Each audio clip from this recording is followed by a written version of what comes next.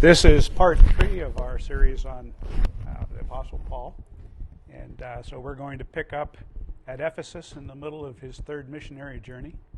This is a picture of one of the lesser-known goddesses, the great Pamulus of Ephesus, towering over top of everything. Yeah, we talked about that. He said a lot of things about you, Pam. We really talked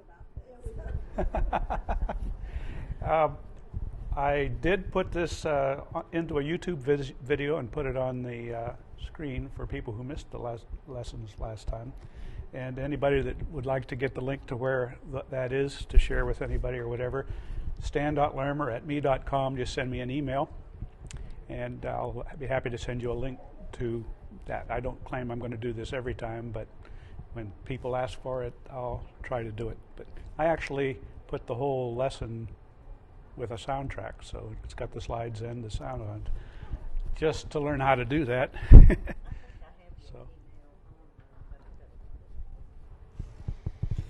So with that, we'll press forward. I guess just as a reminder, we have what Luke said about his own writings, and that's the real interesting thing about the works of Dr. Luke, both the Gospel according to Luke and Acts.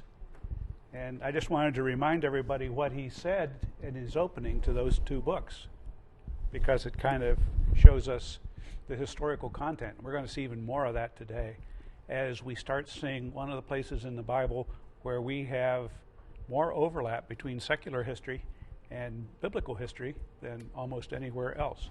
So it gives us that extra level. Luke, I would describe him as an investigative reporter. He's the only author of the Bible who was not a Jew, so he's sort of like this independent observer that followed Paul around. And this is what he said. I'm going to read them today so that we get them in the recording. But at the start, the very first few verses of the Gospel of Luke, he says, "Many have undertaken to draw up an account of the things that have been fulfilled among us, just as they were handed down to us by those who from the first were eyewitnesses and servants of the word.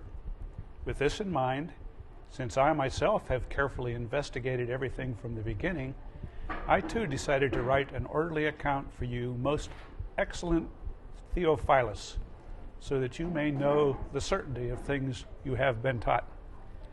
Now, interesting name, Theophilus. That means lover of God.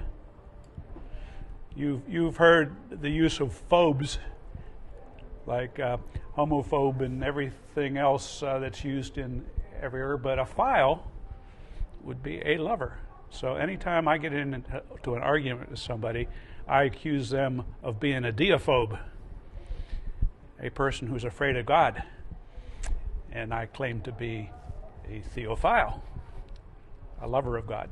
So that's a little extra free bonus. But it's not clear to me when he's writing this whether he's writing it to a real person with that name or whether he's using that name in the Greek to address all of us as lovers of God.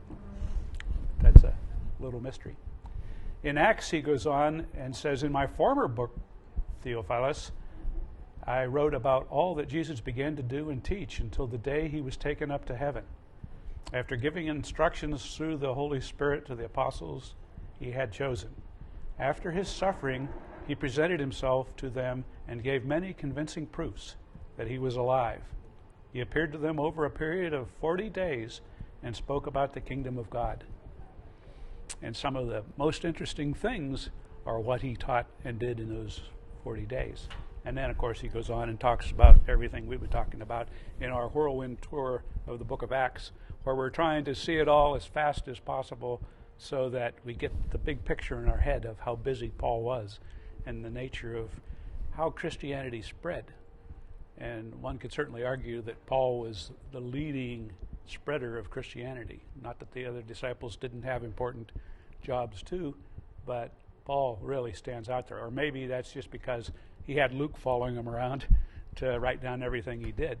That gave him a little extra benefit. So, picking up his third journey, we see that he's gone from Antioch and worked his way down to Ephesus, where he spent 3 whole years.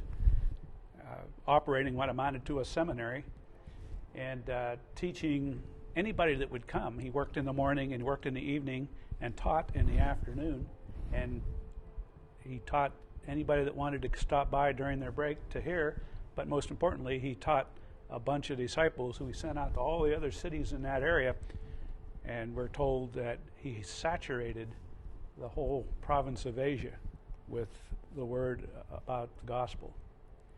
And it gives a few little incidents that show how much he saturated it. We talked about the story of handkerchiefs and aprons that he had used or had a little bit of sweat on were enough to heal people. And if you think about it, that's always the case. Every time a miracle happens, you hear somebody say, Jesus saw that he had faith to be healed, or Peter and John saw that the crippled man had faith to be healed. Jesus put mud on somebody's eyes to increase his faith so that he would be healed. He didn't have to do that because he was able to raise the dead or cure a person miles away by just simply saying that it would be so. So the only reason for putting mud on somebody's eyes is because that person needed that little extra placebo, I guess, to increase his faith so that it could happen. And these people touching handkerchiefs and aprons that belonged to Paul are kind of analogous to that lady who had a disease that she just reached out and touched the hem of Jesus' robe and was healed because she had faith that would cause her to be healed. And so we can see how much faith people were getting if the mere act of touching something associated with Paul would cause them to be healed. So, interesting thing about that. We have another incident about the sons of Sceva. There are, I think, 5 or 7 of them that decided that they were going to go out and start casting out demons. And apparently there were a lot of demons around these places because of all the other pagan worshiping stuff that was going on. And they were trying to cast out demons. They came across this one guy that had a demon, and when they tried to exorcise him, he says, I know Jesus and I know Paul, but who are you? And he beat the slop out of them, and they ran out. When the word got around about all that, it increased people's faith even more because they say, wow, look at all the things that are happening. It increased their faith so much that this place was populated with people who practiced witchcraft and sorcery, and they had all these expensive scrolls full of incantations and magic and whatever else was about it. And when they got the faith, they realized that stuff was no longer of interest to them, and in fact they didn't even want it to fall into hand to anybody else and lead someone astray. So they made a big pile and burned all those scrolls that were worth 50,000 drachmas, which is like $1 million. It's a big amount of money. They're very priceless, expensive scrolls. And they could have sold them and raised the money to use, to live on or to give to the poor or whatever, but they felt it was important to destroy that stuff rather than take it for its economic value, lest they lead someone astray. So it's a pretty amazing set of things that were happening in Ephesus with Paul there doing this intense training and building up, basically converting a large part of the province to Christianity. And that led to the ultimate problem that as more and more people said, oh, I understand who Jesus is and who God is, and that these little silver trinkets that you're buying that people were worshiping as idols are meaningless, they stopped buying the idols and they started telling other people not to buy them. And so the silversmiths that were making all these things got a little irritated because they saw a sharp drop in their business, and so they stirred up a big crowd of rioters by telling them, hey, not only is this costing us money, but it's costing us prestige for our city, because they're teaching that our great goddess Artemis is nothing. And that's if that catches on, Ephesus will not be as important a city since we're the capital where Artemis's temple is. So they stirred up a big crowd, and that led to a riot. And we're going to talk a little bit about what that actually happened. We looked at this the very last minute of last week, where we saw what the temple of Artemis looked like. It's actually classified as one of the wonders of the world at the time, and now all that's left of it is a swamp with a couple pillars left in it, kind of a testimony to the fate of such fictitious beings. But what at the time was very important, and whenever they started this riot, they started saying, "Great is Artemis of the Ephesians." And, it becomes like an argument over my football team is better than your football team kind of thing. That's a Muslim temple that they built. Yeah, there's a mosque. This is Muslim-held territory right now. St. John's Basilica, where he's supposed to be buried. We looked at there's a grave marker on there that says St. John on it.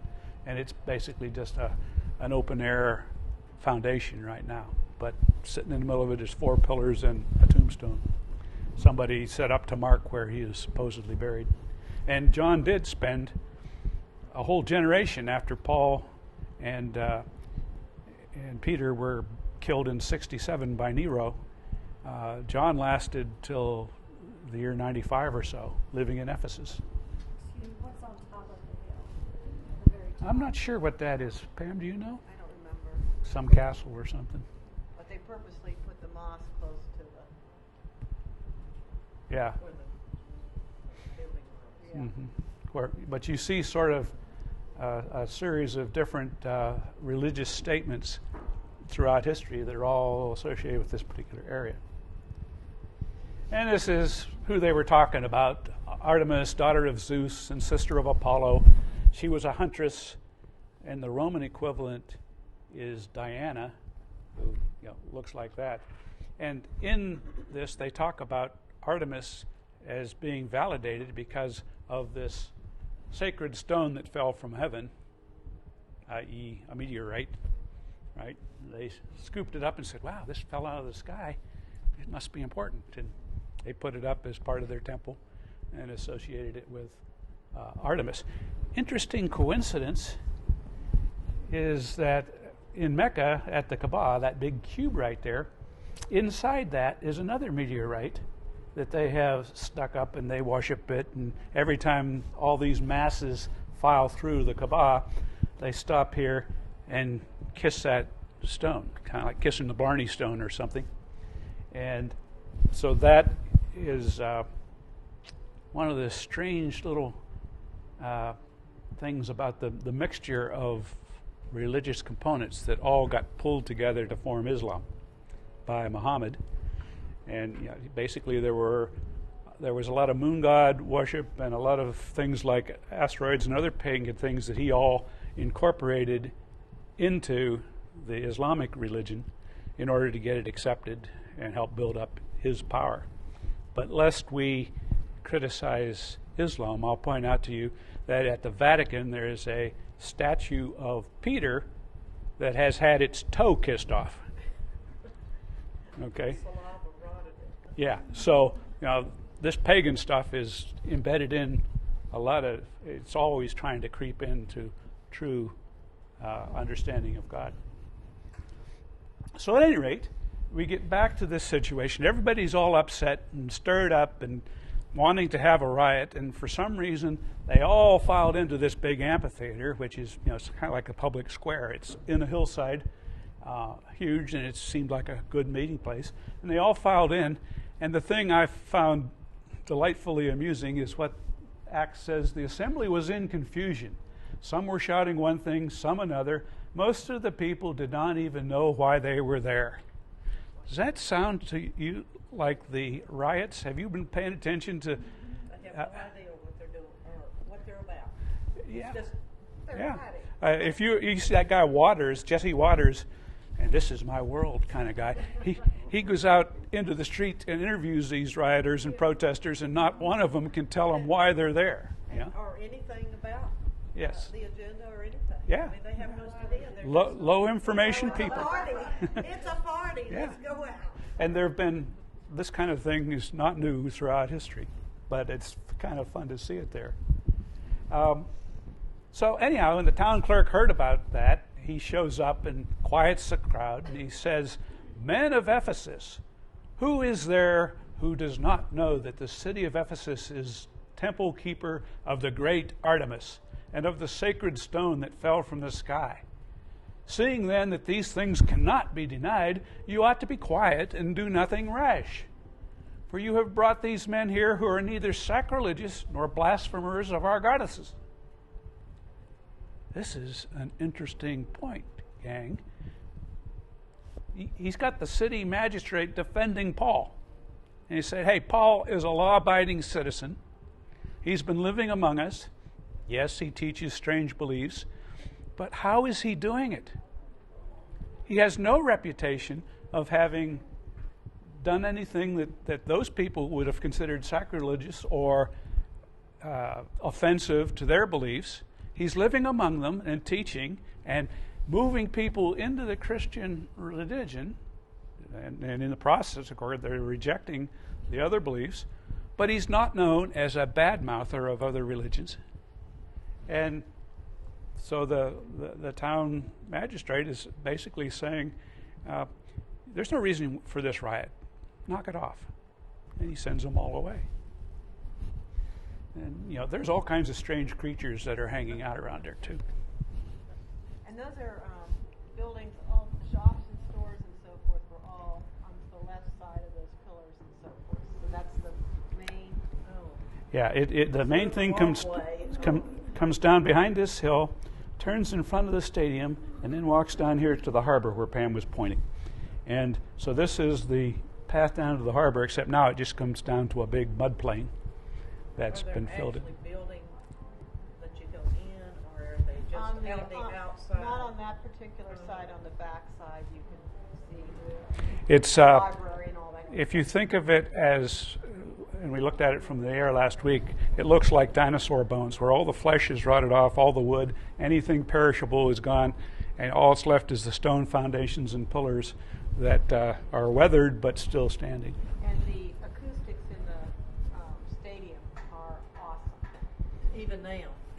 Yeah. You can look right here. This is the stage. You can see the pillars that supported the stage, but the wood of the stage platform's long gone. Okay, so Paul and his companions had a reputation of being model citizens. All right, so, after that riot, Paul starts wrapping up and announces that he's heading back to Jerusalem, but he wants to pass through all the other cities over in Greece on his way there. So over the next few months, he and his team head out and go over and basically visit Thessalonica and Berea, and then they work their way down to Corinth, where he spends a few months, and then he's about to head back to Jerusalem, but finds out that there's a plot against him, and the ship he was going to take, they were going to throw him overboard, or some kind of plot like that. So he changes his plans and decides to go back up around through Philippi and so on. And I wanted to show you the growing contingent. He actually needs Air Force One to haul all these people anymore. He's got so many people traveling with him. And look where they're all from. He was accompanied by Sopater, son of Pharis, from Berea, Aristarchus and Secundus from Thessalonica, Gaius from Derbe, Timothy also, and Tychius and Trophimus from the province of Asia. These men went on ahead and waited for us at Troas, over here near Troy. But we sailed from Philippi after the festival of unleavened bread, and 5 days later joined the others at Troas, where we stayed 7 days. Any idea why he's taken so many people with him? One of the things that we haven't talked about was that on this particular missionary trip, Paul had an extra agenda, which is the people back here in Jerusalem, all the saints in Jerusalem, were being persecuted. No one was doing business with them. They were having a hard time earning a living because no Jew would patronize them. And so there was great poverty among the Christians at that time. So Paul was taking up a collection to take back to here. And so he has this group of people with him, to provide a little more security because he's hauling a lot of money that he's collected, but more importantly, to provide witnesses that he handled the money properly. He didn't want to take any risk that someone would say, Paul, you collected all that money and we don't know what you did with it. So in every city, he had a offering bearer, volunteer, go with him to look after the money from that particular city and to testify that it got where it was at. Now, was Paul trusted enough to take the money himself and go do that? Naturally, people would trust somebody like Paul, but he didn't want any appearance of impropriety or anything that would undermine him. That's the same thing we Christians need to do anytime we're doing anything, handling money or something like that. We've got to be concerned at how it looks, because we don't want, even if we know we can be trusted, wouldn't dare do anything because God's watching all the time, but still, we've got to be concerned how other people look at things. And that's what he's doing here. He's taking along all these people as a big entourage to help him secure and deliver and witness all those contributions from everybody as he went everywhere around. After doing that, they went to Troas, but in the part of that trip, something else is interesting. Note that he says, after the festival of unleavened bread. Okay, so Paul, as you know, he's already been an advocate that the Gentiles do not have to follow the law of Moses, and gotten that certified down at the Council of Jerusalem in 50, and now we're up in 54, 56 time frame. He still is observing Jewish holidays. So when we ask ourselves, did the Christians of that day observe Jewish holidays? Here is evidence that they did. And so one has to ask the question, when did we transform from ignoring the Jewish holidays and celebrating other holidays that occur on pagan dates? And under whose authority did we switch from the holidays that God ordained, that were still being observed by Paul and his entourage? When did that change, and should it have changed? And that was some of the lessons that we've looked back there. That fact is that starting with Emperor Constantine, when the Roman Empire took over Christianity and led to all the popes and everything, a lot of stuff got added in that is not biblical. And we celebrate a lot of traditions today that got put in there by people for perhaps questionable reasons. So, at the very least, I think we ought to stay and try to be aware of the Jewish holidays that God ordained. Obviously, we're not expected to sacrifice or do a lot of those kind of things in there. Jesus sacrificed once and for all. But God's plan for history is centered around the pattern of these holidays, and we would do well to remember them. I'll point out to you that a little bit later in that same thing, Paul decided to sail past Ephesus to avoid spending time in the province of Asia, for he was in a hurry to reach Jerusalem, if possible, by the day of Pentecost. So here he is, in sync with the calendar. And just to remind you all, these are the festivals I'm talking about.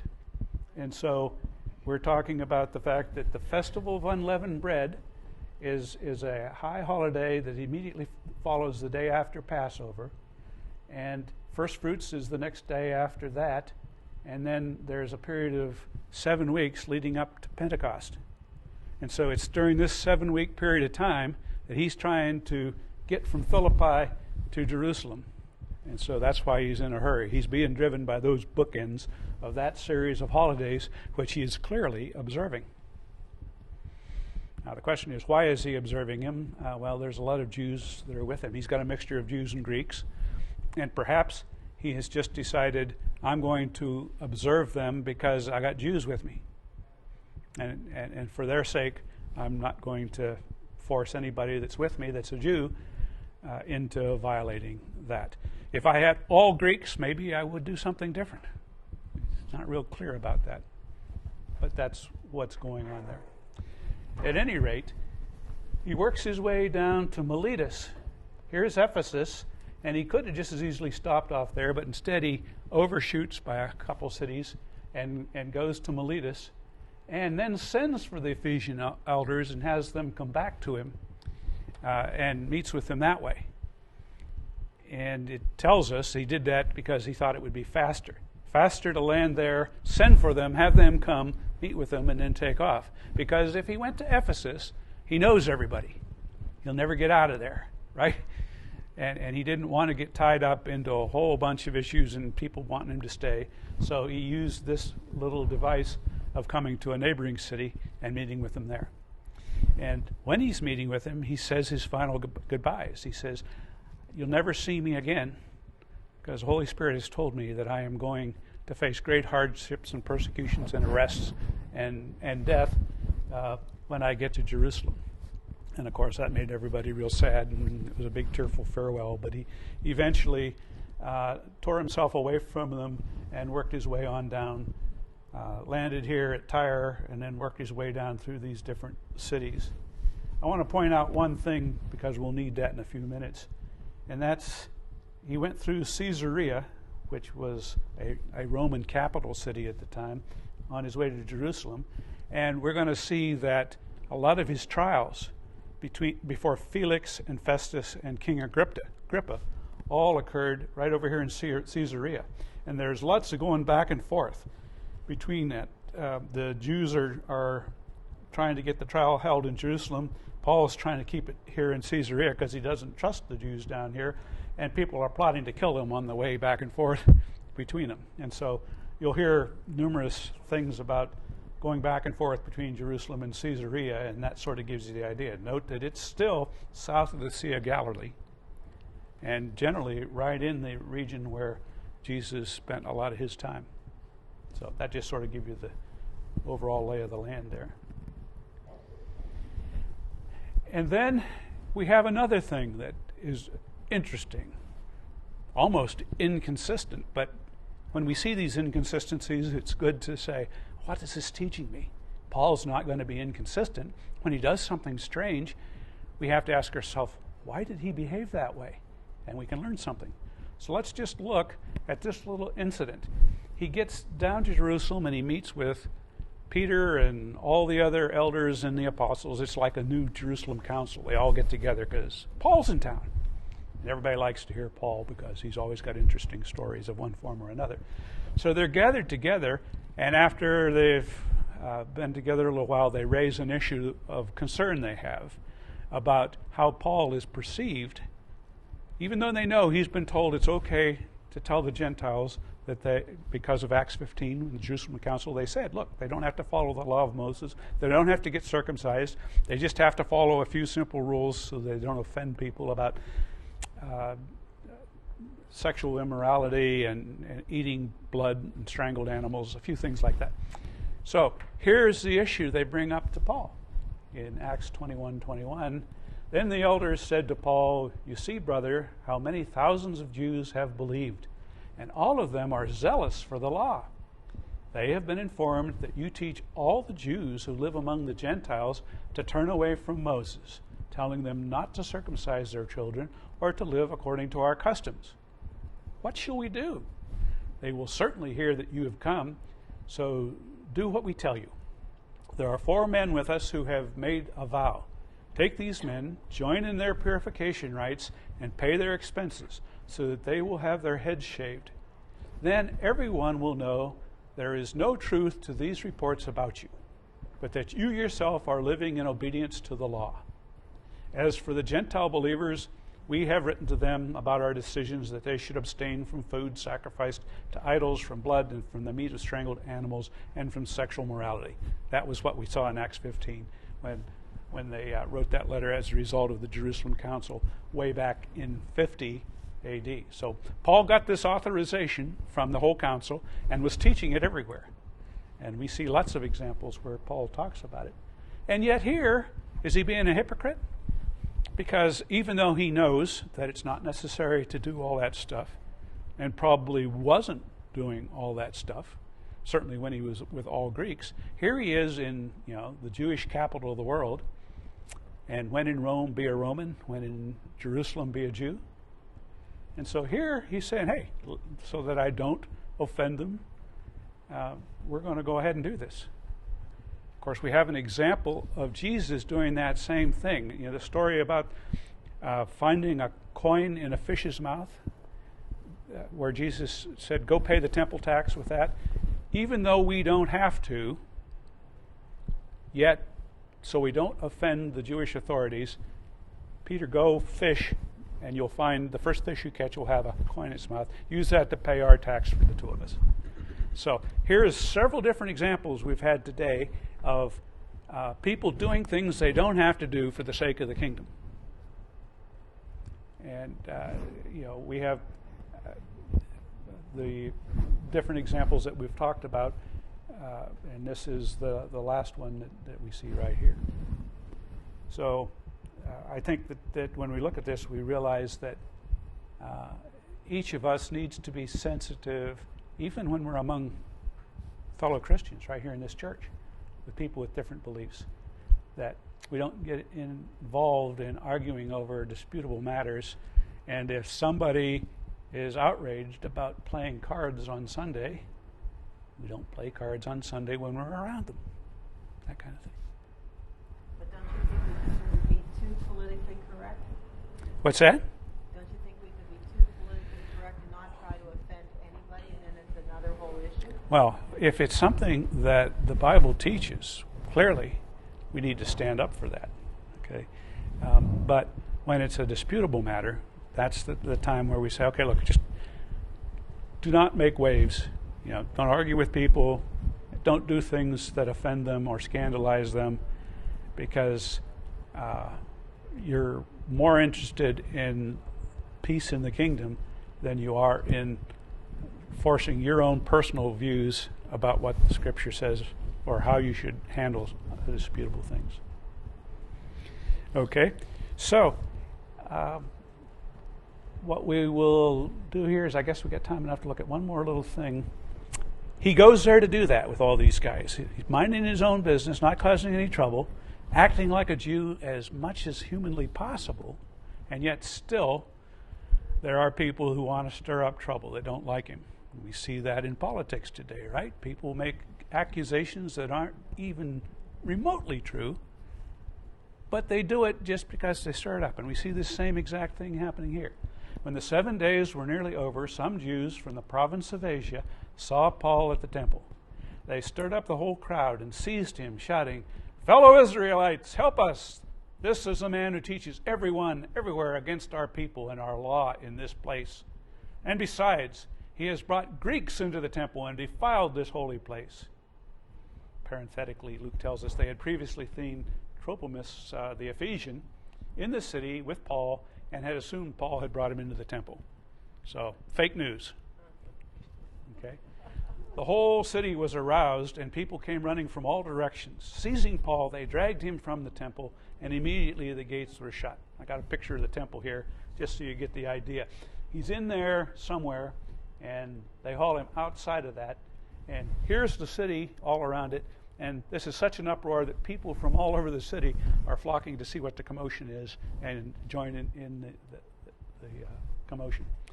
One other thing that's neat about this picture is down here is Golgotha, the hill on which the crucifixion took. If you ever wondered where it was relative to the temple and the part of the city, this picture happens to show exactly where Christ was crucified, in front of the temple and outside of the actual city walls. Okay, so at this point, the Roman authorities come in and break up the riot, arrest Paul, and that starts, at that point, his long 5 or 6 year journey where he's in prison and in chains for that whole period of time. And his final big trip up to Rome to see Nero, the Roman emperor at the time. And so that will be the topic of next week's lesson as we look at Paul getting to do what he was told originally, that he would testify before the kings of the Gentiles. And we're going to see that he got lots of opportunity to testify. But right here is where he testified to Jerusalem and the Jews. Because when he got arrested, he got his chance to stand up in front of them. And we looked at this chart before. But at the end of the temple riot, after he'd been arrested by the Romans, he says, "Hey, can I speak to them?" And he was allowed to do so. So he turned to them. And then we have, for about the third time, him telling his whole life story, his conversion on the road to Damascus, all that kind of stuff. And everybody listened to him until he had done that whole testimony. And then when he finally said, "And then God told me to go to the Gentiles," they started rioting again because they believed that God was exclusively belonging to Israel, not the Gentiles. And so he was a heretic doing those things. And that's where we'll leave it for today. But as we can see, Paul is fulfilling the mission that God gave him. And in fact, that's what a Spirit of Jesus appeared to Paul at this time and said, essentially, "Good job. You've given your speech to all of Jerusalem. They have heard the message. Now you will go to the kings of the Gentiles." And that's where we go next week. Anybody got any questions?